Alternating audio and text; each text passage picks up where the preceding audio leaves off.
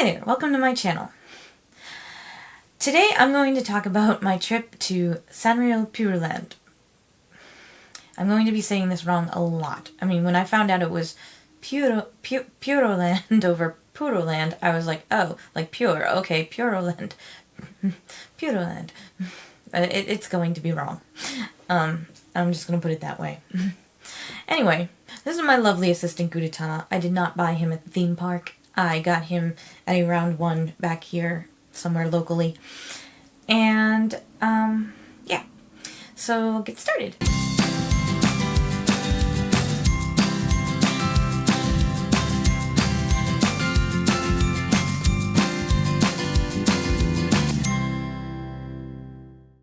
I don't even know if I would call it a theme park, as it was some kind of bizarre spectacle. It actually started when we got to the train station. When you get off at the train station, the place is already covered in Sanrio characters. But not just like the posters to Disneyland at the train station there. No. The signs that tell you where the elevator is. Instead of the up-down arrows or the people in it, they were, like Cinnamon Roll and Pum Pum Purine and Kitty. So all the signage for the station line and the stop, all the decals around the station and the ceiling tiles and just everything about it already told you that you were entering a new space. We start going down the streets following some signs. The signs would say things like Kitty Street or Kitty Town. And they looked like you're in Kitty's Town now. And everything just started to spring up like that. Like Hello Kitty was part of the landscape. And then when you finally turn the corner to the final street, it's like this looming thing at the end. Like the street ends at the gates. And it looks like the building gives the facade of a castle with a rainbow coming out from it. What we see is Sanrio Puroland.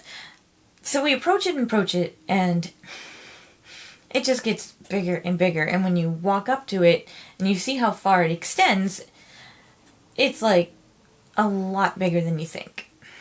The place itself wasn't exactly what I expected. Now, I want to put this forward immediately. Right up front, that I didn't think this was bad. Just bizarre. The entryway seemed pretty normal. Your normal turnstile gate with your normal inspections. And the entry was grand. I mean, it had a big statue of Kitty and a bunch of royal looking flags hanging down. And then it gets kind of funny from there, because then you turn right and there's a bunch of Gudetama statues, butt hanging out and all. The place had a central room with a giant tree. We only used it as a junction to go off to different places. We went first probably to the game corner. The game corner looked like, to me, more of an old-timey American arcade than any game center I've seen the entire time I was in Japan. It had candy machines and popcorn machines and penny crushers and a bunch of UFO catchers, but they were all old. Most of them were all old claws. And there were a few newer ones, but the machines themselves looked really old. There were also a lot of stores, little stores too, for each character, depending on who had exhibits, who had areas. The biggest, most nightmare fuel thing, though, for me, that I thought I would never see, were these installations with faces on machines and little animals doing some kind of factory work, and I didn't quite understand these installations. They looked cool, but they also gave off this vibe that I was like, okay. I want to get into the really big thing at the end, so I'm going to launch into the two little things now, which is the bathroom. Yes, the bathroom was very themed. I mean, I've seen themed bathrooms in Disney where they painted the walls real nice and maybe put a little bit of molding on the bathroom stalls or something, but no, this was like meant to look like a forest, like a happy princess talking to talking animals forest. That and the installations was the scariest part. They were these exhibits basically that were meant for either photography spots or little rides or things, each featuring a singular Sanrio character. With the time we had, we saw the Gudetama exhibit. And it made it look like this airline thing, but most of the stuff was, there was a few virtual type games, and mostly they were photo spots.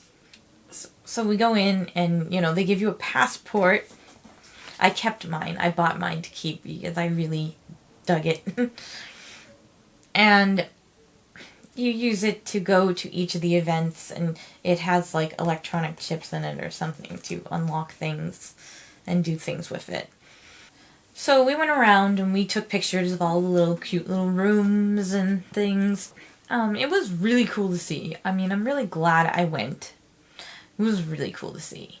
The big thing was, in that big area I told you about with the tree in the round, they block off that area, I don't know, maybe once or twice during the day. I saw it once. To have this sort of a parade, but they're only going around the circle of the tree. So it's sort of a combination of a parade and a theater in the round, because they have to keep rotating because they have this big solid object you obviously can't see through in there. So they kind of circle around it. So it's sort of both a parade and stuff like that. Plus the name was Parade, a Miracle Gift Parade. And it was an interesting little story.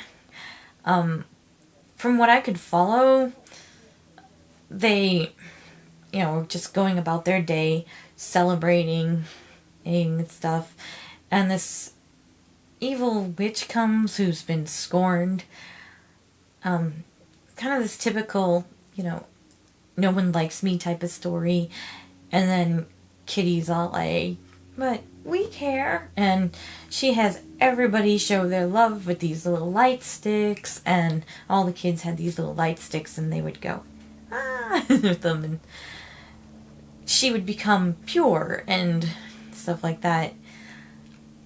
And it was very beautiful. It had people doing air acrobatics, like on, ribbon dancers coming from the ceiling. They had the characters dancing around in their big mascot costumes. They had floats for the characters to be on, so were themed to each character. There was dancing from all sorts of professional dancers and tumblers, and it was a very, very big production. So all of that is what I experienced when I was there. If I was wrong on my interpretation of any of it, I sincerely apologize. On to the merchandise. I went into the store at the end, the bigger store, and just shopped there. I couldn't bring home a big plushie, that's why I have Gudetama helping. But, he's just really, he won't move. He's lazy. Most of the stuff I bought was stationary things or home goods and stuff like that. I'll save the really cool things for last. And I think I will start with actually the prizes we got in the arcade, which weren't much. I mean, there was a little machine that we got this little guy off of. So a pom-pom purine disembodied head on a string. A kitty wearing, I guess, traditional clothing or something. Samurai, I'm not exactly sure what she's got going on here, but she's cute. She's cute, and she came out of a machine, and she's just cute. Soft, the same fabric as the pom-pom purine. Plastic eyes. Signature bow. And I think that, right, I got these at the arcade too.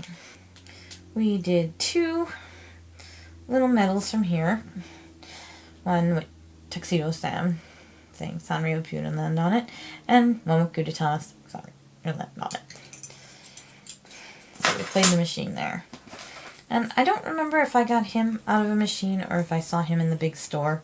So I'm just gonna show it now. It's like a little ringing Gudetama charm. Because I also, at a grab machine inside the Gudetama exhibit, got the little chicken mascot with a Gudetama on his head. I guess they were doing some kind of collab or something, and they were selling off some the keychains and the gashapon machines in the Gudetama section. In here are the name things that we got from the name machine. So they're just like little labels with our names on them, stickers. I chose 2 Gudetama designs because when Phoebe J came out, it came out with the J on another line, and I thought it looked kind of tacky. So I had it redone with another design with just Phoebe. And Dave got to borrow. The last place, as I said, was the store. So the store. I don't know where to start. I went for 2 different types of things. They had a Hello Kitty Japan type series of stuff, like this change purse. I just like these Class B wide mouth open change purses. I think they're kind of neat. And this one looked very souvenir-y. With a Hello Kitty on it. I don't know anyone else in my group of friends who likes Hello Kitty, so it's kind of a mini souvenir.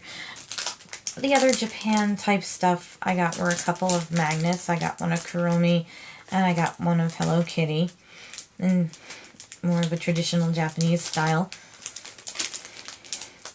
I really like these. They're very reflective, and they're kind of 3D because there's a background, and then Kitty and the frame are a little more forward. I got this Kuromi postcard and pen. The pen's pretty cheap. Postcard is cute. I'm not sure if I'm going to write to anybody with this, but I really like the illustration, so I just probably will hang it up. These 3 notepads, they're really cute because not only do, when you get notepads, most character notepads in Japan don't just have these cute little pictures on the outside, but their paper has character art in it too. I also got a set of Kuromi ones, which did the kimono theme. These had a sushi theme, which I will get to in a minute. And these Gudetama ones, which also had sort of a old onsen sushi theme. So they had a lot of sushi-themed stuff happening. I guess it's like a design thing going on. Good food means good times.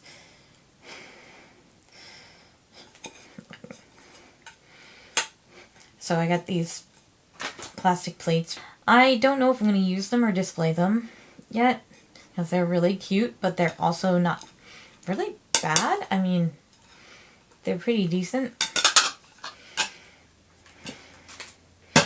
I also got more magnets. I love magnets.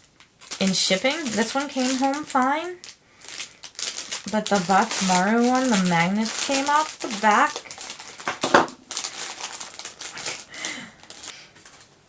They also had these cute bags with this little sushi style thing going.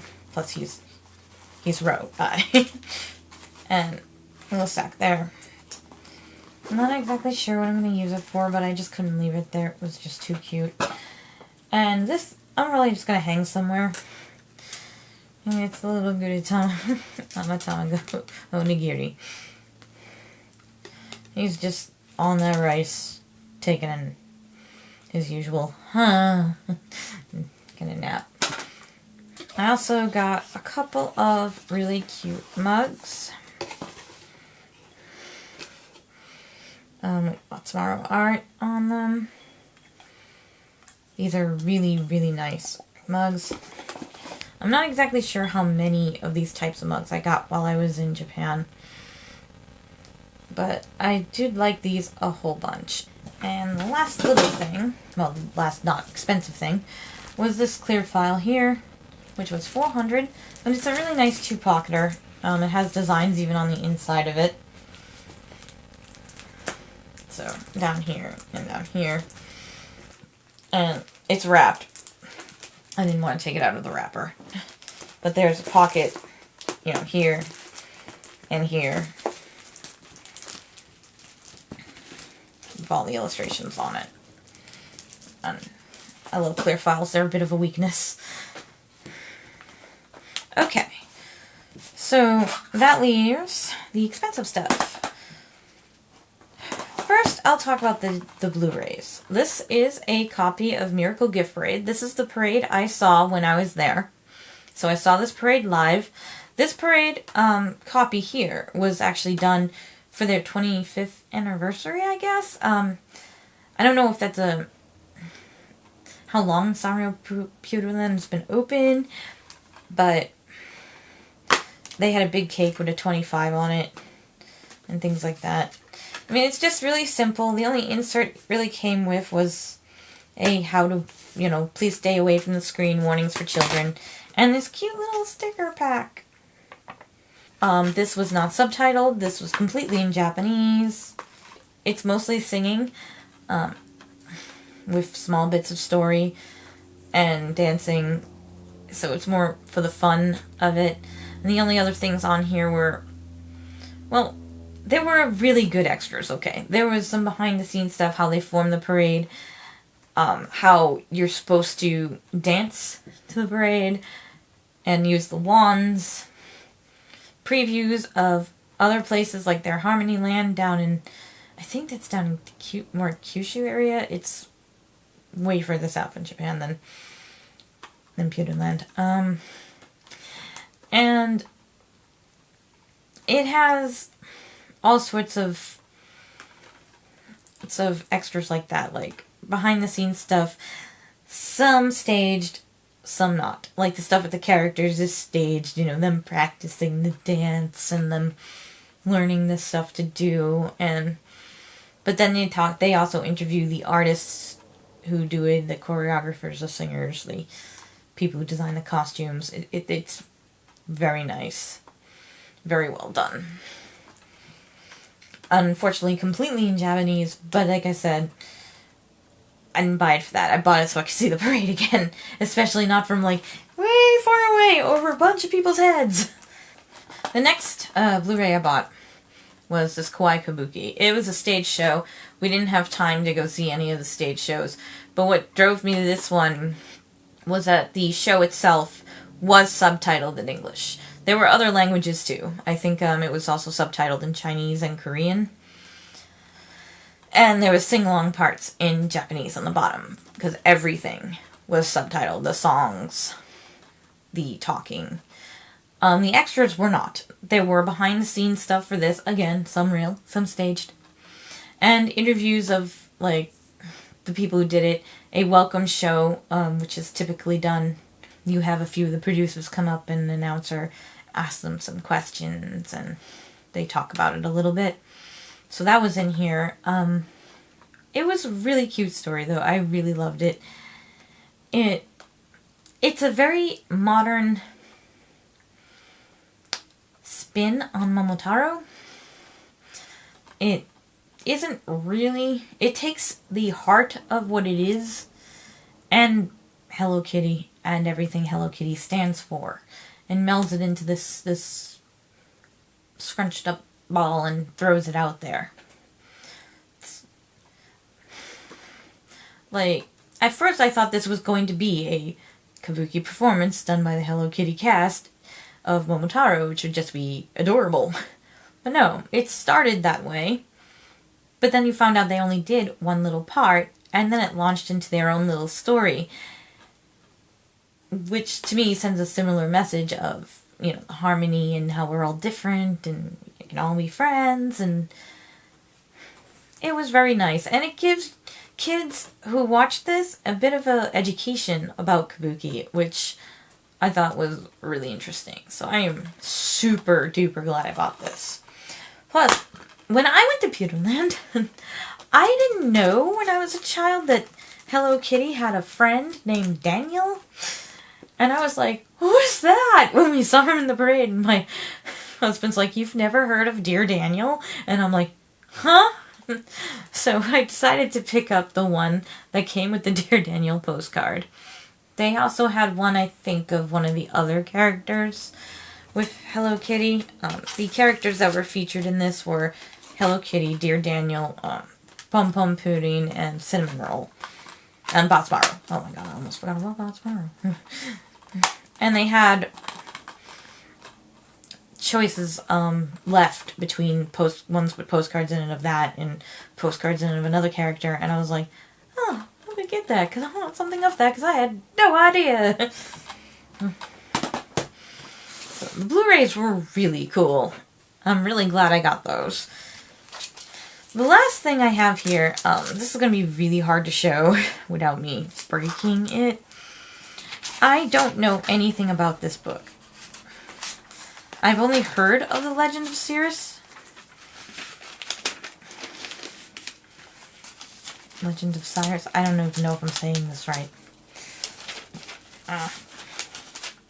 It's in this protective paper. I took off the obi too.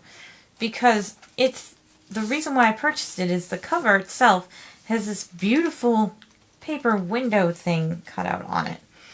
So like if you take the actual dust cover off of it, the paper carving off, and you see the background painted there, and then this paper overlay cutout lays over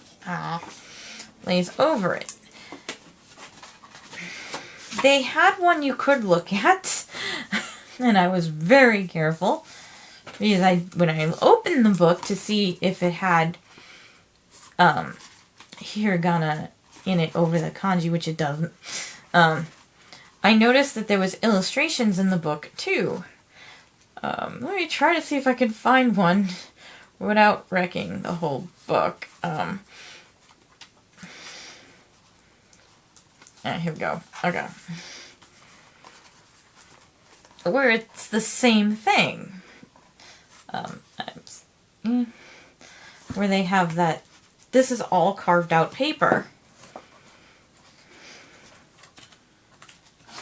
So that's like, that's all cut out. You can kind of put your hand through it, don't. And there's like the background there, and then this overlays over it, and the whole book is just extremely gorgeous. I mean, the art is so amazing. It's going to be a very difficult read for me, since I'm still learning kanji, and compound kanji words are even harder. And this is not meant for younger people, unfortunately. So all it is for me now is a collector's item. So that's everything. It's not a lot. It's a lot. Well, it's a lot of little things, mostly. Like I said, I had 3 expensive things and a bunch of little stuff. Mostly because I didn't want to... I didn't want to have too much bulk left. So I only got things that I had to have. I mean, like, these mugs are amazing. The magnets are really cool. These were priceless to me. Stuff like that. And I got a little plushie. Tell me, would you like to visit this unique and bizarre place? What kind of merch would you buy while you're there? I mean, they had everything under the sun. Would you prefer just getting a really nice stitched Sanrio plushie from the source?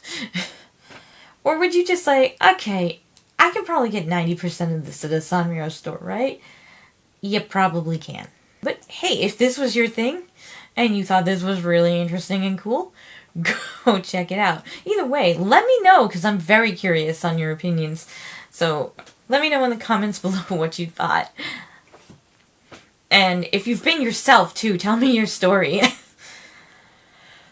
Like, were you able to go on any of the rides? When I went, most of them were closed. Things like that. Yeah. So, also, throw me a like and a subscribe if you enjoyed this. Thank you so much for watching, and I have a lot more planned in the future, and I'll see you then. Thanks. Bye.